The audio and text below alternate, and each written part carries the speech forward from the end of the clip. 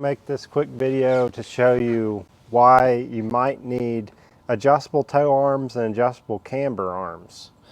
When you lower the car, it goes out of specs and it gets to the point where you may not be able to move camber adjustments as far as you need to move it to correct the alignment. That's the main issue here, and the adjustable tow arms and camber arms will allow you to get that adjustment. Now when the car is lowered, these wheels start to tuck under like that. On this car, the adjustment for the camber is at the bottom of the leaf spring area, and you could pull it back this way and move it out this way. Because there's no real good way to get an adjustable part for that, this car you can get an adjustable camber arm at the top, which is just usually a stationary control arm. So I put those on this car, so now instead of like when it's lowered and it's tilted like that, you can move the top back rather than pulling the bottom in. Tow arms run across here at the bottom of the car. The way the tow arms work is it gives you position of the wheel in these directions here. So it's as if you're adjusting steering in the rear. You can get other adjustable arms, such as adjustable trailing arms for the top and bottom. You don't need those. The only adjustable arms that you need for this, if you need adjustable arms at all, is going to be the top camber arm and the lower tow arm. On this car, when I first took it for the alignment, they could not correct it, and I think it had nothing to do with needing adjustable arms.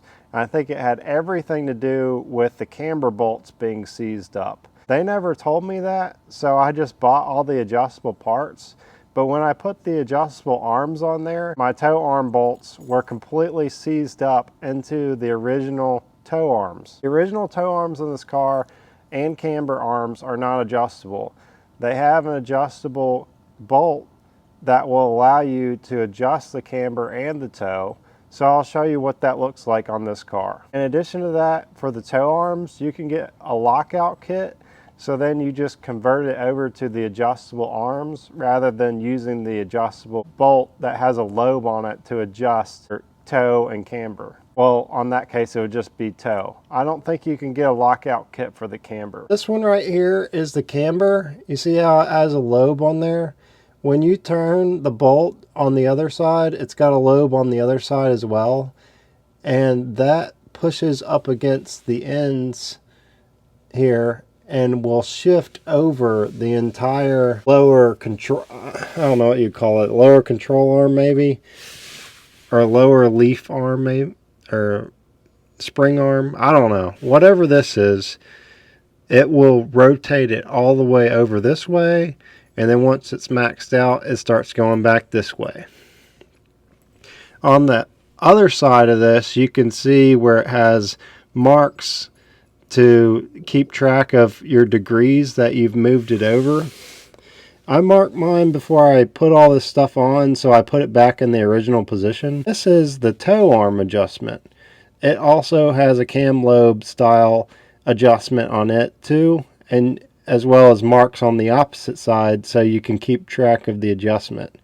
These are my adjustable tow arms, and you could put a wrench right there in the middle and hold it and loosen up the nuts and wind it out so that you can get adjustment out or in so that you can correct the tow if it's off. I put some Bilstein B8s on this recently, and you can see up there that is the blue arm. There is the adjustable camber arm.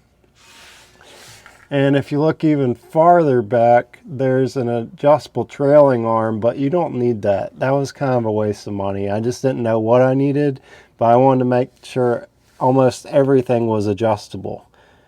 And there's this trailing arm. You can buy an adjustable one, but you don't need that either. So don't waste your money on that, because I bought some and they just seized up, and now they're basically garbage because I can't get it unseized.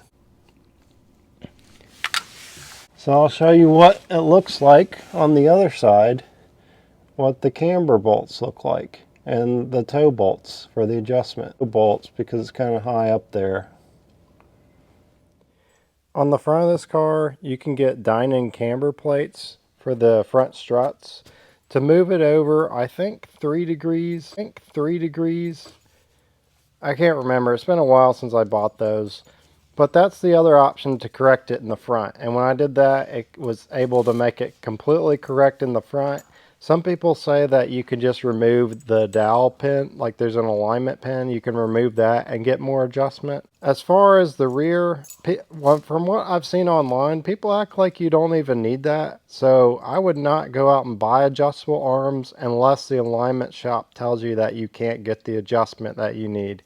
You more than likely need to replace your camber and toe bolts and then just grease it up real good so you don't have them seize up again.